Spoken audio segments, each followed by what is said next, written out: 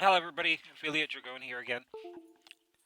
I'm gonna pop up on my screen here as I reconnect my phone so I can get into the Twitch chat. Had my Twitch crash while I was in the middle of recording my set review for Modern Horizons.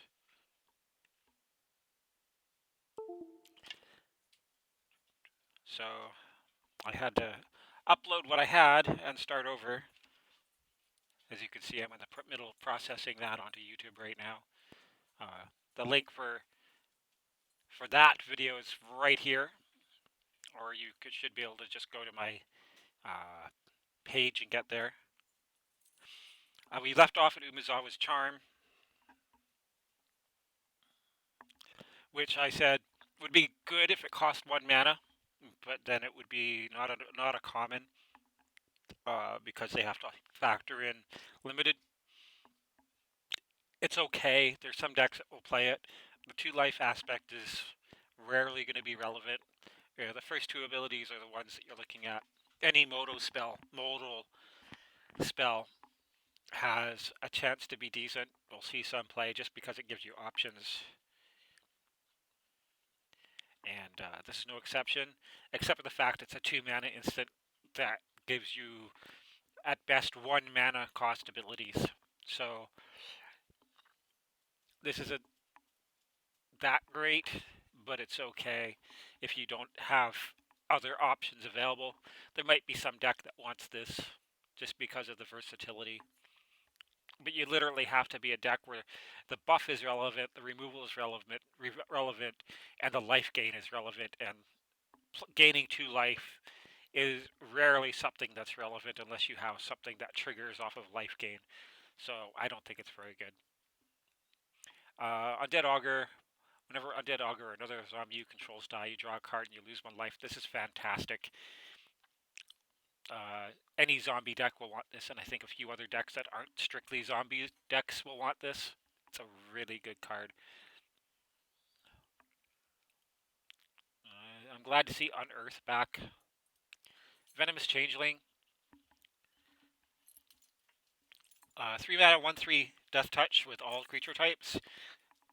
I think 3 mana is too much for this slot for most decks, but there might be someone who wants it. It's an ability that just about any tribal deck will want. But I think 3 mana for a 1/3 is, generally speaking, overcosted. I think this would be better as at 2 mana. Even if it was only a 1/2, it would be okay at that point. But at 3, I don't know. I don't think that's where most decks want to be, unless you're really short on creatures. Ward Eye Witch. Freya, that's my dog. My dog's crying because I have chicken and cheese sitting here, and I'm not sharing it with her, even though I already shared some. Ward Eye Witch for 3 mana, Goblin Champion. Whenever Ward Eye Witch or another creature you control dies, scry 1. This is going right into my Gonti deck, because this is just kind of bonkers. Ability to scry whenever one of my creatures dies, which is really easy to make happen because I'm sacrificing them to things. This is amazing. Yawgmoth. About time we got Yawgmoth printed. Protection from humans. This actually, that alone there might actually make him relevant in Modern. Just having protection from humans. Though I don't know if 4 mana is where you want to be for that. Pay 1 life, sacrifice another creature. Put a -1/-1 creature on up to 1 target creature and draw a card. And 2 black, discard a card, proliferate. These are all pretty good abilities. I don't think he's as good as Urza for sure. But this creates really busted infinite combos in Patra. Enough that Patra might suddenly become CEDH, I don't know. Might become a competitive deck. Probably not. But at the very least, this is a relevant set of abilities to care about. This is a really good card. Freya, please, stop it. I love you, but please stop crying. You're not starving. You just had dinner. And a treat. And another treat. You're spoiled.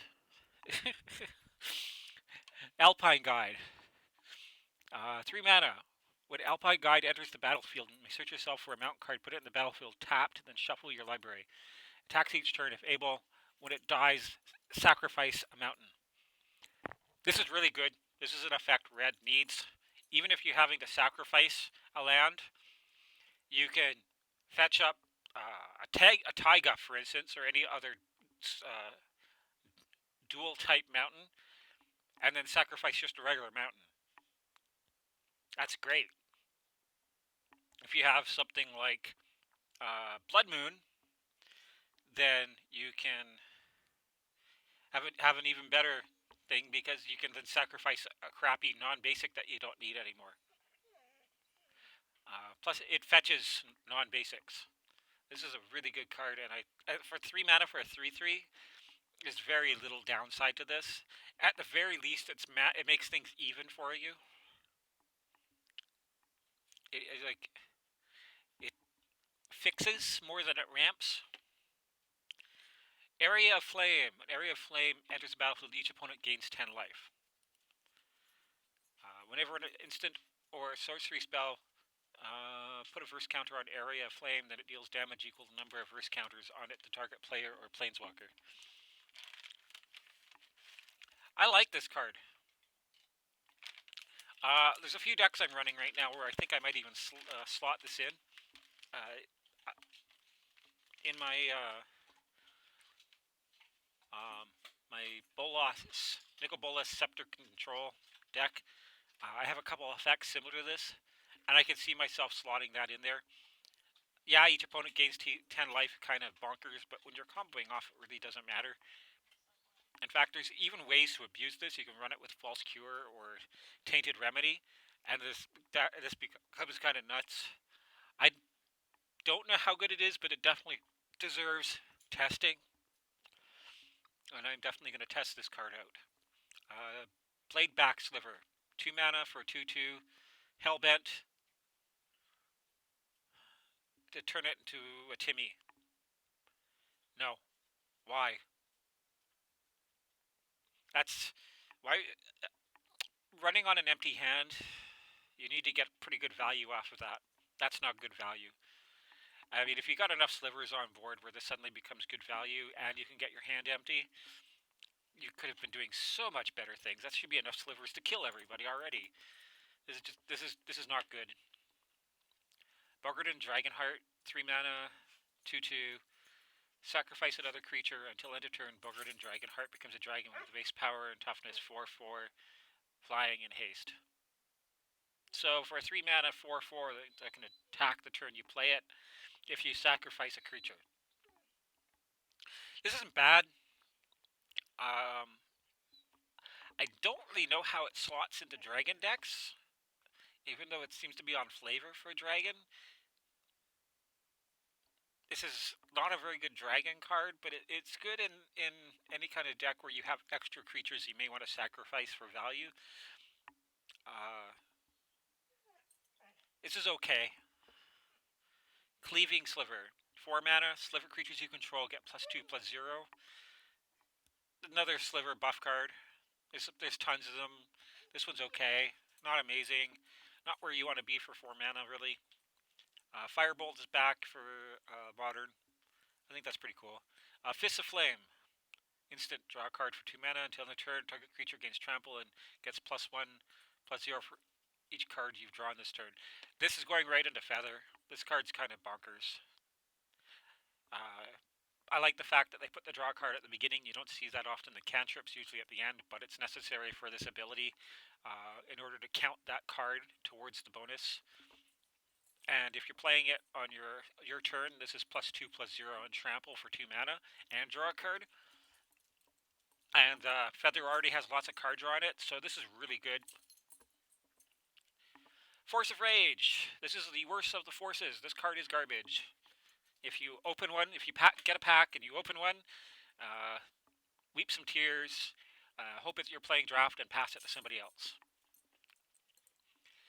Geomancer's Gambit. Destroy target land. Its controller may search the library for a basic land, put it in the battlefield, then shuffle their library, draw a card. I like this. This is the type of land destruction that a political game like Commander wants to see. You can use it to fix your land. You can use it to destroy problematic lands on the battlefield and not really make people mad because they're not actually going to be down a mana. And it replaces itself. This is a pretty decent card, and I don't think this is a competitive card, but this is a really good casual card, and I'm pretty sure we'll be seeing a lot of those people who hate land destructions but recognize the necessity of destroying certain lands in order to keep the game state balanced and fair. This is really good for that type of player. I would definitely run this. If I was looking to play a kind of a political deck, I'd run this in group hug decks that are running red for sure, because like I said, allows you to get rid of problematic lands, and you can use it to fix your own. This is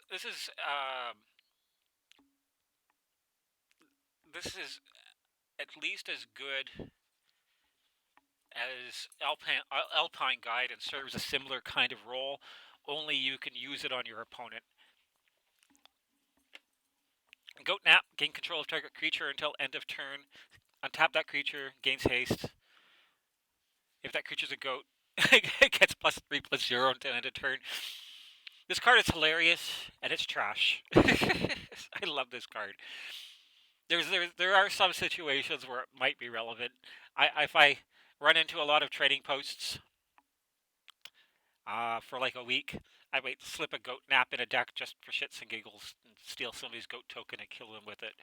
But this card is not very good, but it is really, really funny. Goblin Champion, 1 mana, haste, exalted. So it's a 1 mana 0/1 or 1/2 if it's attacking on its own. No. Funny, but no. Goblin Engineer, 2 mana, 1/2 Goblin Artificer. When a Goblin Engineer enters the battlefield, you may search your library for an artifact card, put it in your graveyard. That's good. The Red Entomb. Sacrifice an artifact. Return an artifact converted mana cost 3 or less to your graveyard to the battlefield. There are some decks that run Goblin Welder that might actually want this instead. Not many. It's not as versatile, but the fact that it lets you put an artifact into your graveyard is super relevant. Some decks will want both. Some decks will not want this at all. It really depends. I think you really need to think how much you need to get cheap artifacts into your graveyard and then recycle them. I think there's definitely a home for it. We will be seeing this in some commander decks. It's an okay card. Goblin Oriflame, a fixed Orcish Oriflame, which was trash. And at 2 mana, this is kind of okay. Freya, stop. I'm not going to share my dinner with you. It's mine. You ate your dinner. Now everybody's going to comment in the bottom below at me yelling at my dog. Being mean and not giving my dog treats. Goblin War Party. 4 mana. Choose one. Create 3 1/1 red goblin creature tokens. Creatures you control get +1/+1 and hasten end of turn. Entwine. This is okay. I think some decks might want this. There's a lot of decks that already run sorceries that just create tokens, goblin tokens, that would want that just for there. The ability to give stuff +1/+1 and haste, I think, might actually give some Perforos builds an extra out if they're not able to get enough damage in one turn. Then being able to give everything haste is actually a pretty good deal. Makes it a good top deck. Hollowhead Sliver. Sliver creatures you control have discard a card, draw a card. So it turns all your slivers into looters. This is actually pretty good. Any card that lets slivers gain card advantage without having to put non-sliver cards into the deck is good. And it's 3 mana, and it's easy to play in a 5-color deck. This is a good sliver. This is a really good sliver. Igneous Elemental, 6 mana, 4/3. Costs 2 less to cast if there was a land card in your graveyard, so this is usually going to be a 4 mana, 4/3. When it enters the battlefield, it does 2 damage to target creature. This is a bad Flame Tongue Kavu. It's okay. If you already have a Flame Tongue Kavu in your deck, and you want a second Flame Tongue Kavu in your deck that's not quite as good, this is what you want. This is effectively trying to put Flame Tongue Kavu into Modern. That's what this is. Magmatic Sinkhole. Deals 5 damage to target creature or planeswalker for a lot of the time 1 mana as an instant. This is actually decent. This may see some play. Being able to, like, in red, kill just about any creature or planeswalker at instant speed for 1 mana is really good. This is a decent card and will be in some decks. Orcish Hellraiser Echo 1. When it dies, it deals 2 damage to target player or planeswalker for 3/2. It's okay. There's already similar type cards that with Echo that he play for a similar reason. The only problem is that it doesn't have any really relevant creature types. It's an extra orc. People want to play orc tribal. It's okay. That's the best I can say about Orcish Hellraiser. If you're a deck that wants Orcish Hellraiser, you would be happy with Orcish Hellraiser. If you're not a deck that wants an Orcish Hellraiser, then you don't want it. I mean, that sounds dumb, but that's literally it. If you need an orc in your deck, there's an orc that's better than most other orcs printed. If you don't need an orc in your deck, there's an okay card that's kind of okay. Or Scale Guardian costs 1 less to cast for each land card in your graveyard. Flying Haste. So, in some decks, this is a 2 mana 4/4 Flying Haste, which is okay. Pashalik Mons. So we now have the leader of Mons, Goblin Raiders, and other Mons Goblins. This is really, really a good card. Especially, this is going to go right in my Gonti deck. Whenever a goblin you control, including itself, dies, it does 1 damage to any target, and you can use it as Goblin Warrens to sack goblins to make goblins. So this is actually a really good card, because it has a way of activating itself right on it, even though it doesn't even need that. 2 mana, 3 for... This is really good. This might even be played as a commander by some people, though I don't know if it's the best goblin mono-colored commander. But this is definitely going to go into my Gonti deck, and I think a few people should probably test it out in theirs. Glad to see Pillage back in Modern. That card is awesome. We now have Sneak Attack for Planeswalkers, which is pretty cool. Some Planeswalker shenanigans you can do with any kind of effect that can flicker them, or if you want to Sundial and end your turn so that you don't die or anything like that. This is really, really cool. I like this card. This will probably see some play. I don't know whether it's competitive or not, simply because most Planeswalkers don't see competitive play.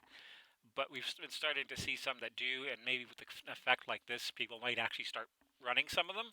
So we'll see. Deals 3 damage to target creature. Cowards can't block this turn. It's been a while since we've seen the cowards can't block on a card, so that's a nice throwback. Plus, we actually have something that turns stuff into cowards in this set, and it's hilarious. This isn't very good. This is a flavor card and a reference to an old card, and it's literally just there to work with the white enchantment I mentioned at the beginning that turns stuff into cowards.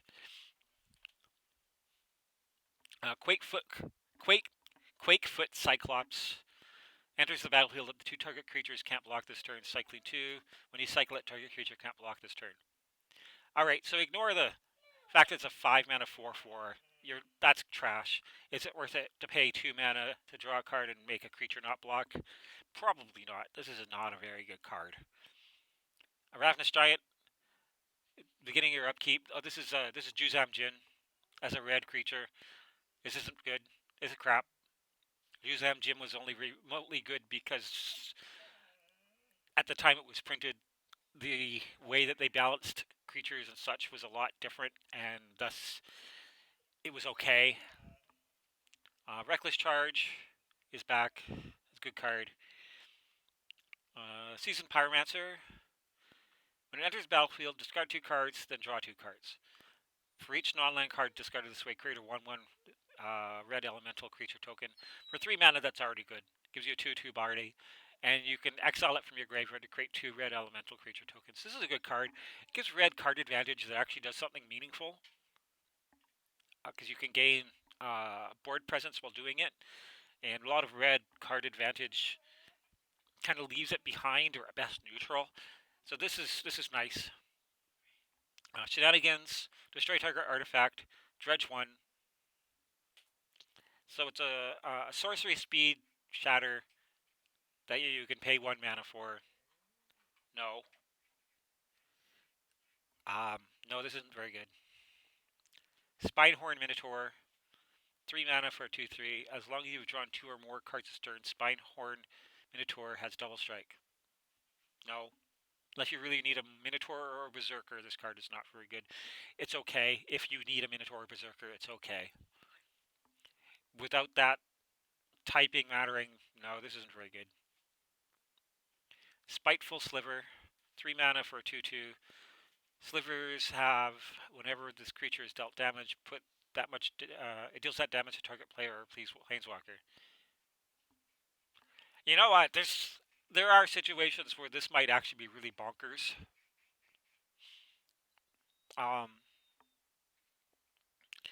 Though there's situations where you've got a lot of slivers in play and you're playing Blasphemous Act or something like that, which there might be better ways to win the game, but that would win you the game. So it's effectively a 2-card combo to win the game if you have enough other slivers in play. So it might be okay. This you have to test. I have to test to see for sure. I suggest any. It at the very least makes it really hard for people to block your slivers, which itself might even make it good, or attack into you. Yeah, this is a good card. I'd have to say this is actually a pretty good sliver. Tectonic Reformation. Actually, I might even wind up putting this into my Enrage deck, simply because it's easier to cast than the other equivalent options I already have in there, like the Mare, Spite Mare, or the 3 mana Boros. Crap, I can't remember his name. He might even go in there, in my Enrage deck. Tectonic Reformation. Each land card in your hand has cycling 1 red, and itself has cycling 2. This is amazing. If you're gonna build an Astral Slide deck or Astral Drift, it's worth running red just to get access to this. I often would skip running red because I didn't think Lightning Rift was very good, but Tectonic Reformation is bonkers. If you're running cycling, this is good. Plus, if you're just running red, this card is good. Because it turns all your lands that you draw into no longer dead draws. So even if you're not running a cycling deck, but you're just running red, this card is amazing. In fact, any deck that's red and cares about land in the graveyard at all, this card is busted. This card is an amazing card. Windgrace is going to want this. It's going to go right in my Windgrace deck. Throes of Chaos. Cascade. For 4 mana. Retrace. Okay, literally all this does is it plays random cards off the top of your deck. And you can discard lands to do it again. It's weird red card advantage. If a card like Tectonic Reformation didn't exist, I would say this was an okay card. But this just completely blows it away. Vengeful Devil, Haste, Morbid. Deals 1 damage to any target. Activate this creature only if a creature died. So it's a pinger that only activates if a creature died. Vishino Sand Sprinter. This is actually... I kind of like this because they've made a better better Sandstalker, which I don't think is going to be really relevant in Commander, but it might be relevant in Modern because Sandstalker did see play in Standard when it was in Standard.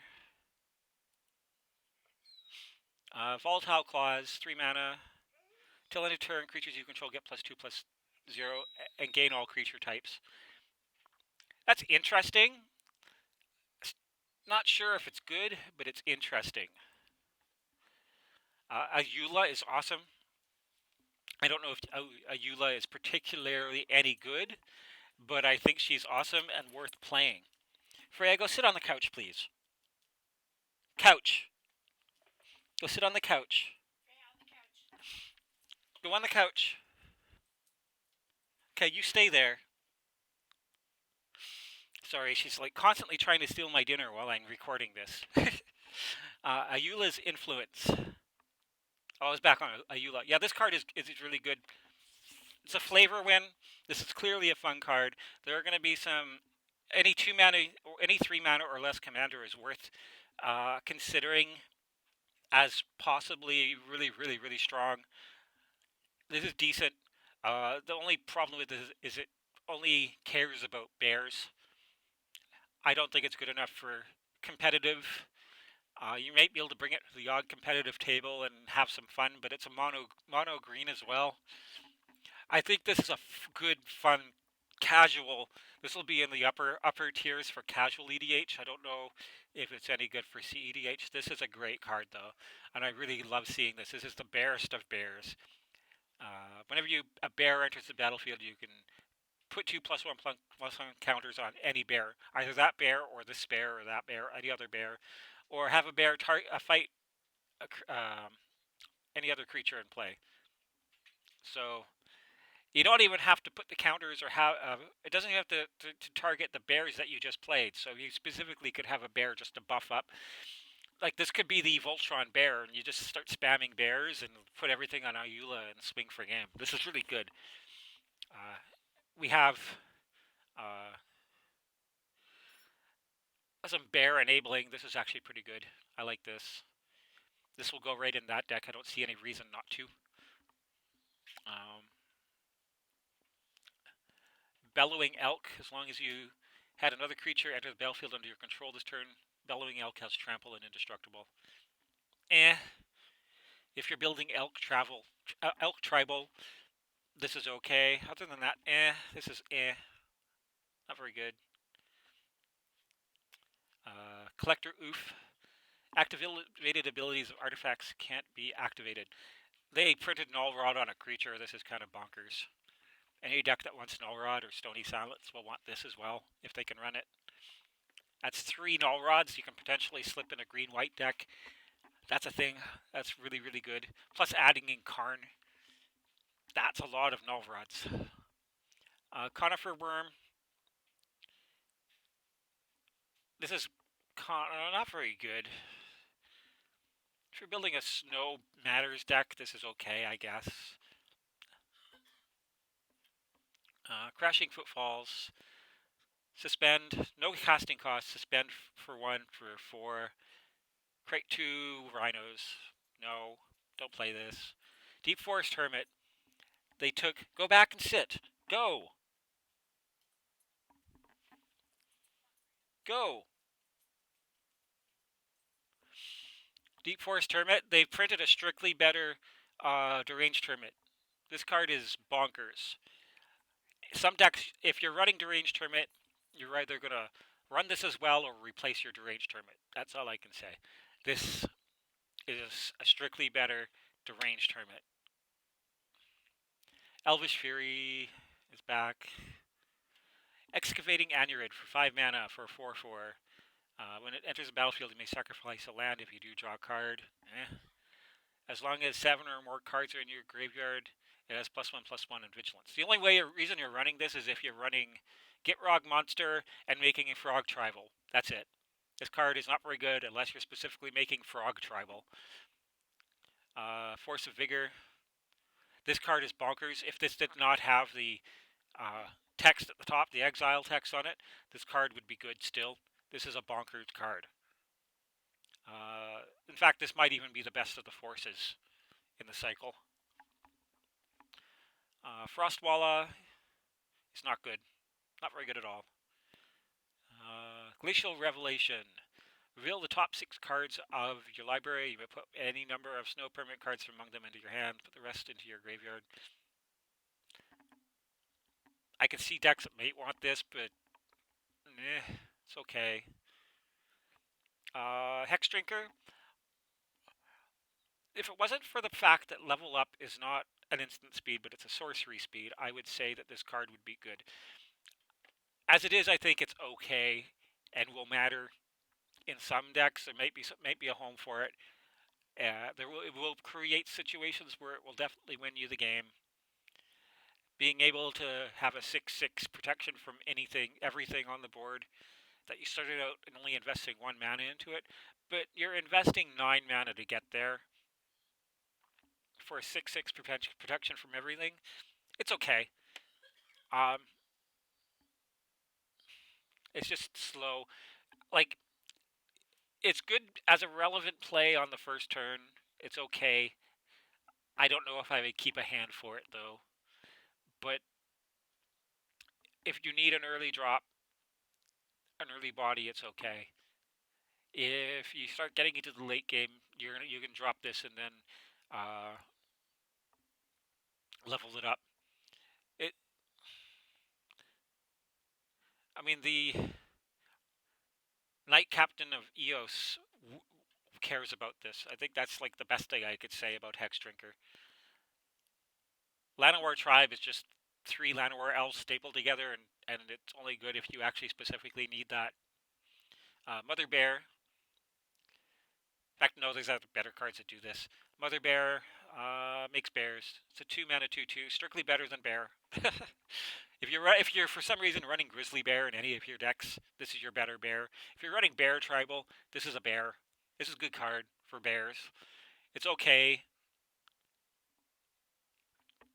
I could see it being okay in some other decks, but it's mainly just a bear. Trample. Behemoth gets +3/+3 as long as there's this is that land card and graveyard matters thing. This is usually going to be an 8 mana or a 6 mana 8/8 trample most of the time. That's actually not bad, but I don't know if that's where I really want to be most of the time. Glad to see Cultivator back in Modern. That's a pretty cool card.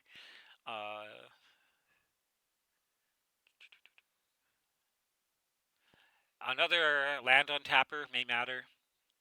So this is going to be good. There's tons of creatures that do this, though. But the fact that it untaps any snow permanent kind of matters. It literally could, if it didn't say another, it could literally just keep untapping itself. But there's other snow-covered things that this matters with. This might be good. If a snow deck pops up that's any good, then this will be good. Saddled Rhymestag. Gets +2/+2 as long as you had another creature enter the battlefield under your control this turn. This is a really good elk. That's all I can say. This is a really good elk. If you want an elk, this is a really good elk. If you don't want an elk, this is an okay card. Yeah. Savage Flight. +2/+2 until end of turn. If its power is 2. That's a super situational. This literally only targets bears. This is designed only to work in a bear deck. Then it fights target creature you don't control. If you're running a bear deck, this is a good card. If you're not running a bear deck, this is probably not a very good card. That's it. Scale up until end of turn. Target creature becomes a green worm with base power, toughness 6/4. The relevant thing here is the overload. This is actually pretty cool to turn all of your creature into 6/4s. If you can also give them trample, this might actually be a really good card. I can see the fact that it is modal. Then this actually could be decent. Spring Bloom Druid. When Spring Bloom Druid enters the battlefield, you may sacrifice a land. If you do, search your library for up to 2 basic lands. Oh, it's Harrow. This is Harrow on a creature. If your deck wants Harrow, it has Harrow in it, and you think, I want another Harrow, then this is okay. If you're not running Harrow, you probably don't want this. At that point, the only thing that matters is it's an elf. It's okay. In situationally, it's another wood elf. The advantage this has over Harrow is that if this is countered, you don't lose a land, whereas if Harrow is countered, you do lose a land. But inversely, you can't play it as an instant. This will make Squirrel Nest a lot more available for paper players, which I think is a good thing. Tempered Sliver. Sliver creatures you control have whenever this creature deals damage, combat damage to a player, put a +1/+1 counter on it. I think this is probably one of the better Sliver pumpers that I've seen, simply because it's 3 mana. A lot of Sliver pumpers are either Muscle Sliver, Sinew Sliver, or they're like 5 mana, 4 mana. So a 3 mana for effectively a Sliver that grows your slivers is okay. Tornado, destroy target creature with flying, or you can cycle it. No, you don't need this. Unless you specifically are needing an extra cycler in your deck, you don't need this. Treefolk Umbra. It's a totem armor. It gives +0/+2 and assigns combat damage equal to its toughness rather than its power. This isn't very good. I can see decks might want this, but generally no, you don't need this. Treetop Ambusher. Gives one +1/+1 to another creature, and you can play dash. So it's a reusable +1/+1 to another creature, possibly. Is okay. I don't think it's any good, though. I don't think you're not going to see much play at this, even in Elf. The only real benefit it has is if you need to constantly enable it whenever you play a creature, spell, draw a card type effects. And if you're doing that, I don't think that's still where you want to be. I think you just want to be able to draw into more creatures and not just be able to chop Ambusher over and over again. Trumpeting Herd for 4. 4 mana, create an elephant, rebound. So 4 mana, you get 2 elephants. If you want elephant tokens, this is a good card. If you don't want elephant tokens, it's not very good. Twin Silk Spider. 3 mana for 1/2 spider. That creates 2 spiders. It has 3 mana for 2 spiders. This is okay. This is not bad. If you need a spider effect, this is pretty good. If you don't need spiders, you don't need this card. There's better token makers, better blockers for flyers. But if you need a spider, this is a good spider. It's actually one of the better just spiders that we've gotten in a while. Unbound Flourishing. When you cast a permanent spell with mana cost, it contains X, double the value of X. It doubles your X's. This is going to be at least see some testing. This is a potentially really good card. I don't know just how good, but it's potentially really good. Weather the Storm. I kind of like this card. I think that people are going to be playing with this. I don't think it's a very good card, but it's an effect that I was hoping to get Storm. Like, I actually wanted them to print this card. I don't know if I'm ever going to play this card, but I think this card needed to exist. It's like the one thing that Storm hasn't really been able to do is just gain life, and it's the one fair thing that you could stick on a Storm card. So I think there is maybe some play groups where you may find a home for this, but I think it's really funny with Aetherflux Reservoir. But if you're running Aetherflux Reservoir, you don't need Weather the Storm. It's just redundant. Webweaver Changeling. It's a spider that gains you life and can be other creature types. Again, it's a decent spider. If you need this, it's okay. If you don't need this, it's not. It's not that great. It's a lot. You want a lot more. Excuse me. You want a lot more from a 5 mana creature in Commander. Winding Way. Choose a creature or land. Reveal the top 4 cards of your library. Put all cards of the chosen type revealed this way into your hand and the rest into your graveyard.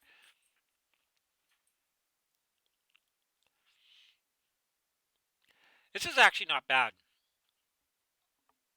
The fact that you can choose which you get, in some ways it's a better mulch.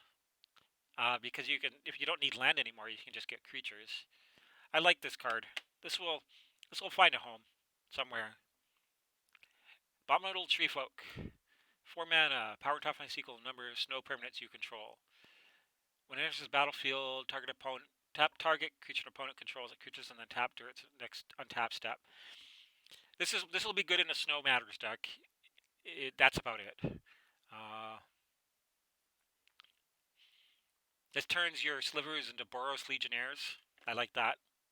This is pretty cool. Flying and haste on 1 Sliver. This is a pretty good Sliver. Collected Conjuring is a bad collective company that you're not going to play. It's literally just a reference to collected company, and it's not good. Etching of the Chosen. Choose a creature type. Creatures of the chosen type get +1/+1. Sacrifice a creature of the chosen type. Target creature you control gets indestructible for until end of turn. For 3, it Orzhov.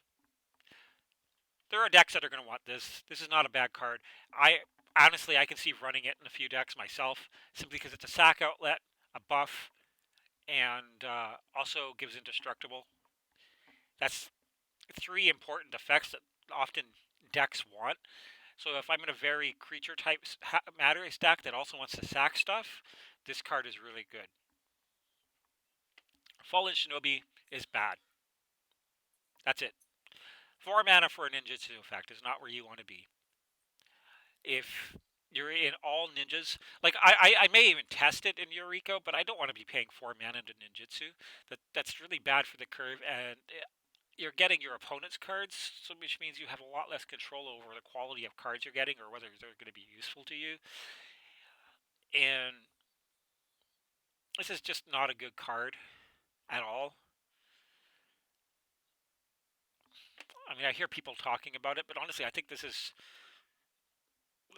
like, think of any other ninja that is in this cost/power toughness range, and they generally don't see play very often, and it's because they're not good. First Sliver, the first Sliver is the best Sliver commander ever printed, except for maybe that Changeling at the beginning of the video of the first part. They're both about the same power level, and that one's a Sliver commander too. But I think this is really, really, really, really solid. This is the first commander that I've seen that would make Slivers into a good tribe. And before anybody says Sliver Queen does that, Sliver Queen's problem is it's actually better in a non-Sliver deck. There's so many combos and stuff you can do with it that don't need it to be a Sliver deck. You may run a couple, but you're running Sliver Queen not in a Sliver deck generally. This is honestly, this is amazing. Good Fortune Unicorn. This is actually not bad. This is an effect I see a lot of decks want. It's okay. Hogak, Arisen Necropolis, is kind of bonkers. You can't spend mana to cast it. You can only convoke and delve. That's not hard. This is a creature the first time if you're using it as your commander, the first time you're casting it, you're immediately right-clicking on it and telling it to go to the graveyard. And you're leaving it there and casting it forever from your graveyard. That's it. This is not a bad card. I don't know whether it's going to be a commander for people or if it's going to go in the 99, but there are going to be decks playing this. It's like a somewhat free 8/8 trample whenever you want it.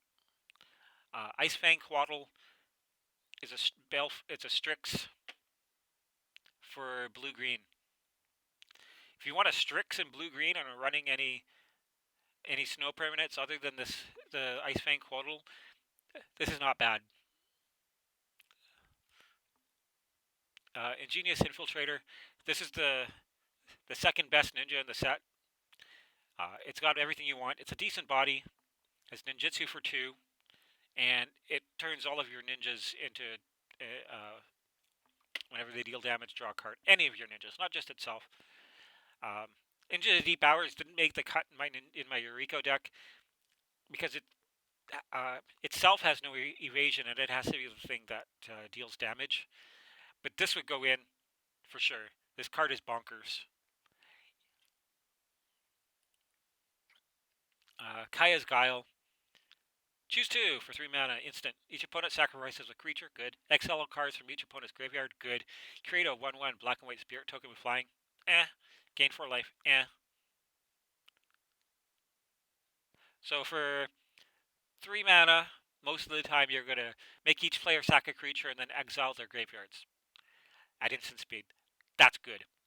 If you pay 6 mana, you also gain 4 life and make a token. So you're probably rarely going to use the second 2 abilities, but if you have extra mana, you can. This is not a bad card. I like this. Cast Dissident Mage. During each of your turns, you may cast. They've put Kess into Modern. That's cool. Make Kess more available to people. Lava Belly Sliver. Sliver creatures you control have when this creature deals damage or enters the battlefield, do 1 damage to target player or planeswalker, and you gain 1 life. This is actually pretty damn good. This is a cool Sliver. It gives Slivers some removal. This is better than giving Slivers the ability to tap to do damage. Strictly, if you're running Slivers, this is a good Sliver to run. Lightning Skelemental.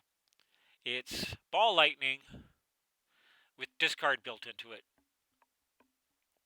Ball Lightning is cards like that. They just are not good in Commander, but it's an elemental, and Horde of Notions cares about this. If you're playing a Horde of Notions deck, you should be running this because you just now have repeated damage and discard in an elemental. So if you're running like an actual elemental based Horde of Notions deck, you want Lightning Skelemental. If you're running more combo based Horde of Notions, then you probably don't want this. Munitions Expert is really good and should go in every Gonti deck. This is bonkers.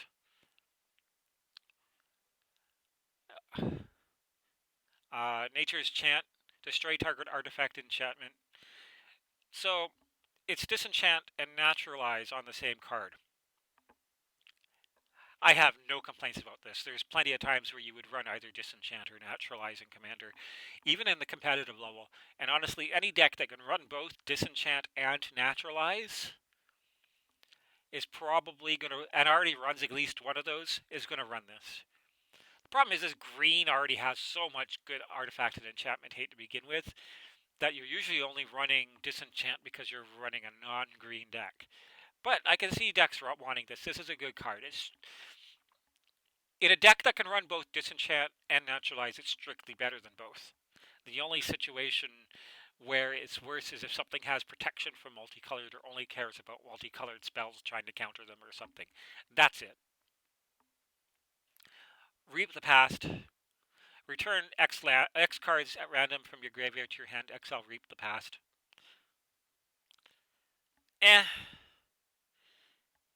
This is okay. There's so much better graveyard recursion in print. If you can hit everything you want with it, it's good. That's it. Widow Pack. It's another spider. Spider Tribal getting some love. This is a good spider. If you want spiders, this is a good spider.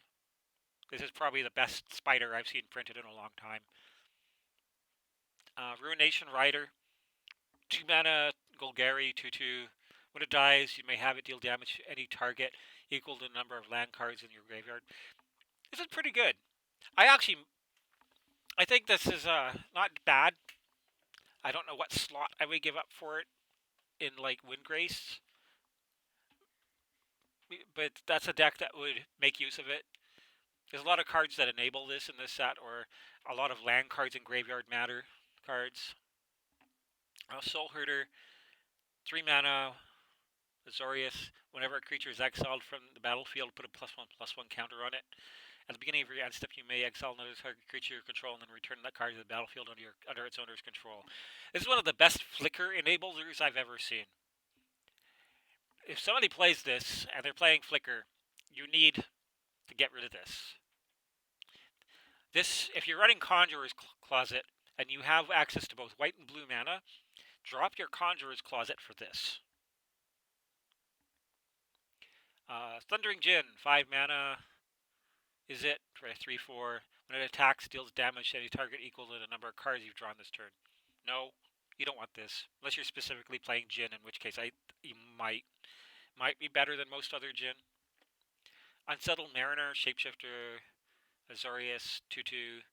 Whenever you or a permanent you control becomes a target of a spell or ability and opponent controls, counter that spell or ability unless a controller pays 1.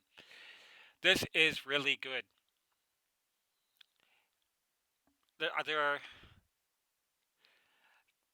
This is actually like really freaking good. That spirit, there's a spirit legend for 3. I think a lot of decks you could flat out replace that for this. Forgetting its name. Counters the first spell that targets anything. This is probably better. This is a really good card. Renin 6. This is kind of where you want to be with Reap the Past, honestly. The fact that this is in the same set as Reap the Past completely negates the value of Reap the Past. 2 mana for a 3 loyalty Planeswalker. Return up to 1 land card from your graveyard to your hand for +1. So, for 2 mana, you get a 4 loyalty body on the table and return a land to your hand. That's good. -1 deals 1 damage to any target. You might use that sometimes. It's good for removing mana dorks and stuff. That's an okay effect. You're playing it mainly for the first one. And the emblem gives all of your instants and sorceries retrace. That's worth ultimating, honestly. That's worth it. If you get to a point where you can start retracing stuff that shouldn't be retraced, then that's kind of bonkers.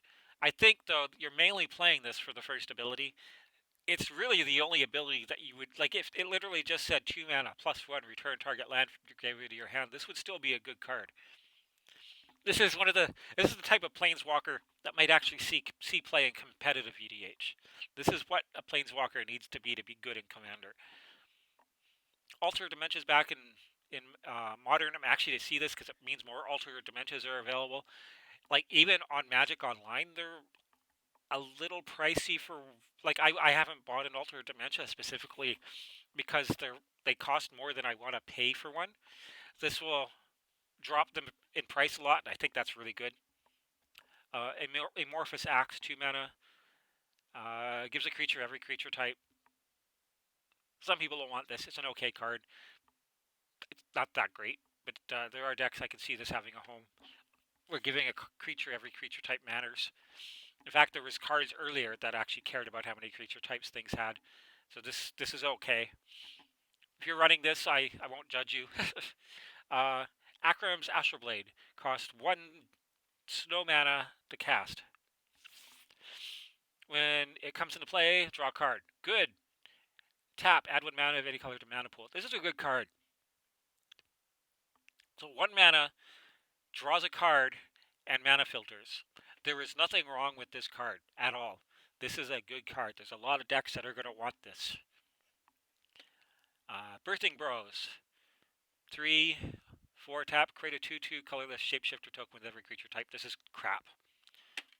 Unless you specifically need a creature generator and you're looking for something to fit into your deck.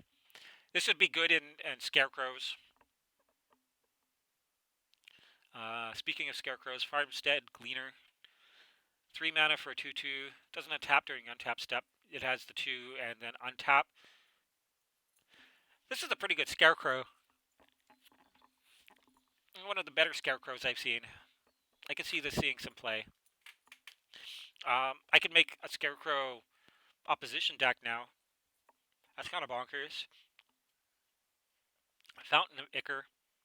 3 mana, add 1 mana of any color to add your mana pool.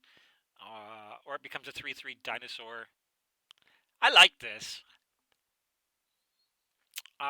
If you're running 3 mana rocks, I can see situations where this would be an upgrade to what you're already running.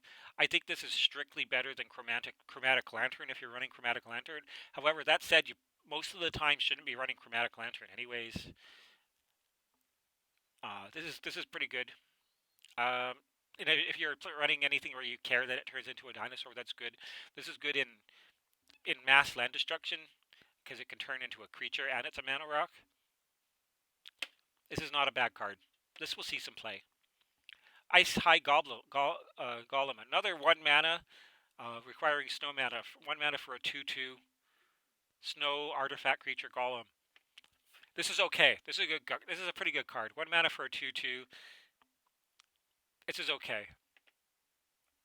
Just about any deck could run this if you have need for it. Then again, you need to have need for it. I wouldn't just randomly slap this in a snow deck unless it's. But the fact it's a snow permanent is the best thing about it. Really, it's okay. We already have other 1 mana 2/2s, but this is not bad. Lesser Masticore, 2 mana for a 2/2 Masticore with Persist. I like this. This is good.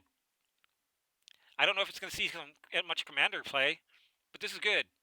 It's actually, I actually kind of like this better than the old school Masticore because it comes down at 2, and it doesn't have the constant upkeep. Like, yeah, paying 4 will do 1 damage to target creature instead of 2, but I think, and it has persist instead of regenerate, but I think this actually might even be better than Masticore. Mox Tantalite is crap. Do not play Mox Tantalite in Commander unless you specifically have ways to cheat it into play. This is not the Lotus, the Suspend Lotus. That is not that. If you have a way to sneak it into play, it's an okay card. If you draw it and you don't have a way to sneak it into play, this card is garbage. That said, the decks that can sneak it into play might break it. So if you come back to me like months from now and somebody's running this in some degenerate deck, I guarantee you they're sneaking it into play, and that's my covering of that. This card is good if you can sneak it into play. Scrapyard Recombiner for 3 mana. Modular 2, so it's a 2/2. Sacrifice an artifact, search your library for a construct, put it into your hand. This card is really good. This is a really, really good card. Both modular and its tutoring effect are both good. In fact, they synergize it with each other if you need to sacrifice itself. Sword of Sinew and Steel. Destroy up to 1 target Planeswalker and up to 1 target artifact. In casual EDH, this is really good because there's a lot of Planeswalkers. In competitive EDH, how good this is depends on how much the War of the Spark Planeswalkers are showing up in competitive, which seems to be a fair amount. But it's really situational based on that. There's some decks I'm going to be running this in casually. I don't know if I'm going to be running it in anything competitively. If you're a combat step cares deck and you're having trouble getting rid of artifacts and or planeswalkers, this is a good card for you. Sword of Truth and Justice, white and blue.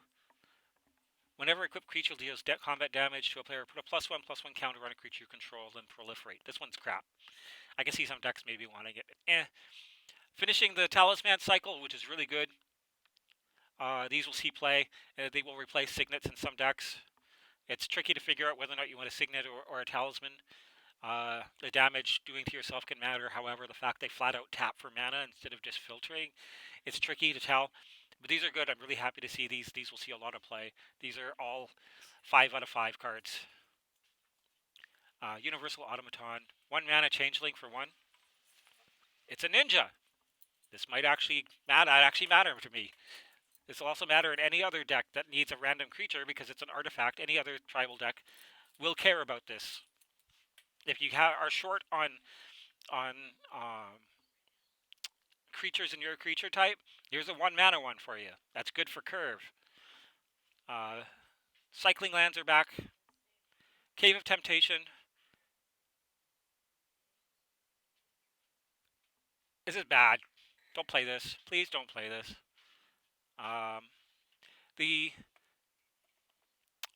cycle of sacks of draw card lands should be replacing the City of Brass and Mana Confluence in most decks, and Tainted Citadel for sure. You should be running these. If you're running any old school cycling lands, these are strictly better. Because you play them on tap, they tap for different types of mana, and you can sacrifice them from play. So if you get them in the early part of the game, like say you drew a Forgotten Cave on turn 1, you play your Forgotten Cave, it comes into play tapped, you've lost tempo, and you can't cycle it later unless you find a way to bounce it in some way. This, if you play it on turn 1, you have a first turn play, and then later in the game, you can cycle it. And if you draw one later in the game, you can cycle it. You should get a playset, like get one of each of these and stick them in your decks. These are good. These are actually even going to push uh, the distance between monocolored and multicolored decks even further apart, because monocolored decks can't run these, and these are really, really good.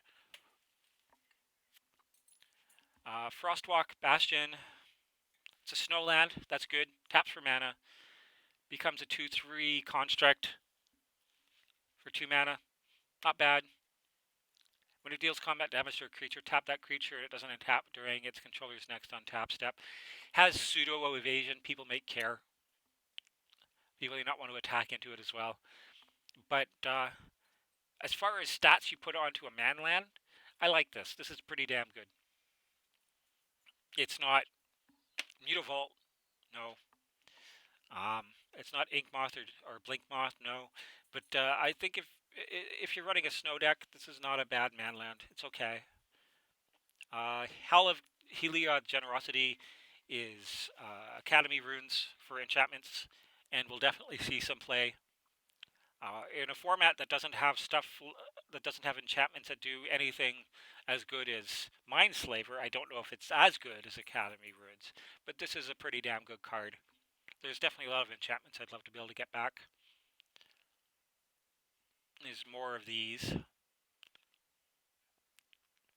This card is bonkers, and you should run this in just about every deck. Prismatic Vista, if you have any basic lands whatsoever. It's maybe worth running more basic lands if you don't normally have basic lands, just to run Prismatic Vista. This card is really good. And now Snowlands are a lot more available. Flusterstorm's back too, so that's a lot more available, and that's good. You should be probably running Flusterstorm in most of your blue decks, especially if Storm is relevant. Sorry about that. Anyways, that's my take on Modern Horizons for Commander, specifically for MTGO. I think this is a really good set.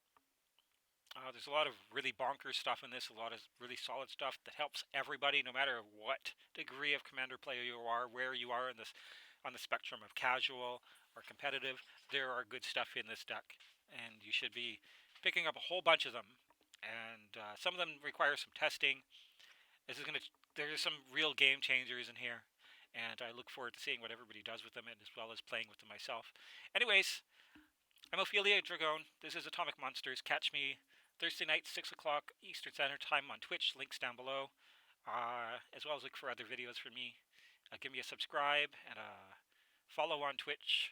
And remember to like my videos, share them around. And if you have any comments, any added information that I may have missed while reading all of this and going over all this, then feel free to let me know below. And I'll talk to you all later.